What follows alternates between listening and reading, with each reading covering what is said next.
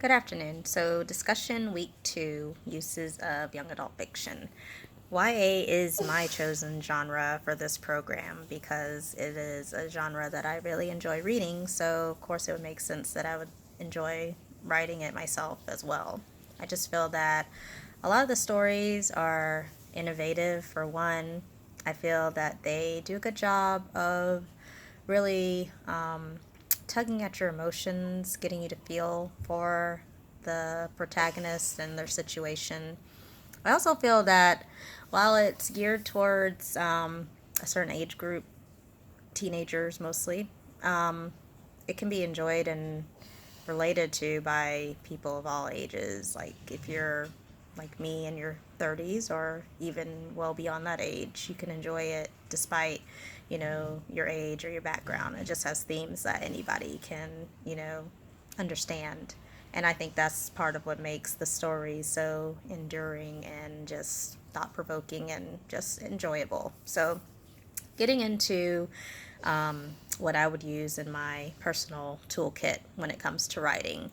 I feel like one of the first elements I would have in my toolkit when it comes to young adult fiction is deciding on point of view. Point of view in which the story is told is really important because it gives the reader that perspective of the narrator, but deciding what point of view to use is it's actually important when it comes to young adult fiction because first person seems to be the choice a lot of authors go with. Some of the titles that come to mind are, of course, Stephanie Meyer's Twilight. Bella's narration, her story probably would have been a lot different had it been told in possibly second or third person than if it was told from her first person perspective. Another example I can think of is Tomi Adeyemi's Children of Blood and Bone. Even though it has three narrators, they all tell the story from the first person perspective. So it gives you that, I guess, look into what each person is experiencing at the time and feeling. And I think that's part of how readers get so immersed in these stories. But I will say third person, especially third person omniscient, works really well too. J.K. Rowling's Harry Potter series, of course, is one example that comes to mind. There's also the books of Rainbow Rowell, Eleanor and Park, and Fangirl, with her alternating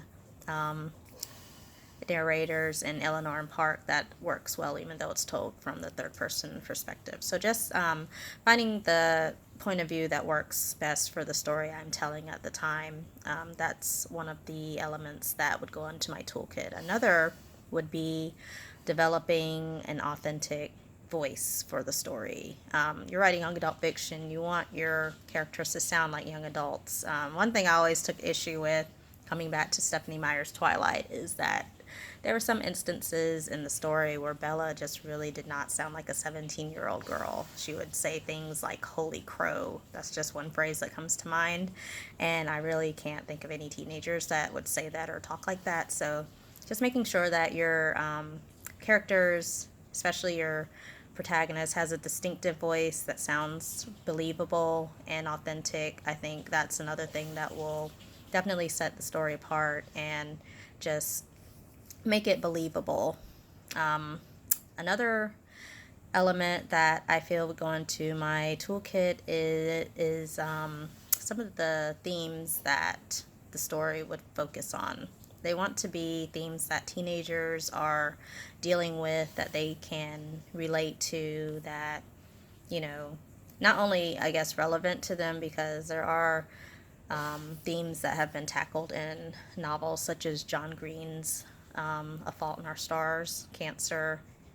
Anybody of any age could have to go through that. But I think the fact that the characters were so young and having to deal with that made it even more, sad and just it evokes a lot of emotion. So themes that relate to the age of the targeted audience, I think that makes for the story to be more engaging and would captivate their interest. So, first love, crushes, just feeling your way and certain, I guess, situations that you're dealing with for the first time. All of that goes into what it's like being a teenager, not really knowing what you're doing, but maybe you think you do, or you have all the answers. Teenagers tend to think like that, but then, it's all about gaining that experience that they don't have when the story starts and seeing how they've grown through the course of it. So,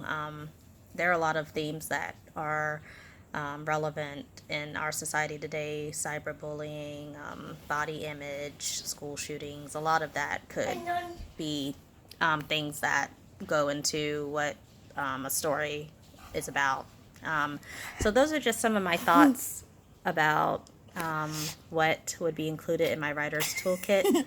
And I look forward to discussing more with you in the forums. Thank you for listening. Bye.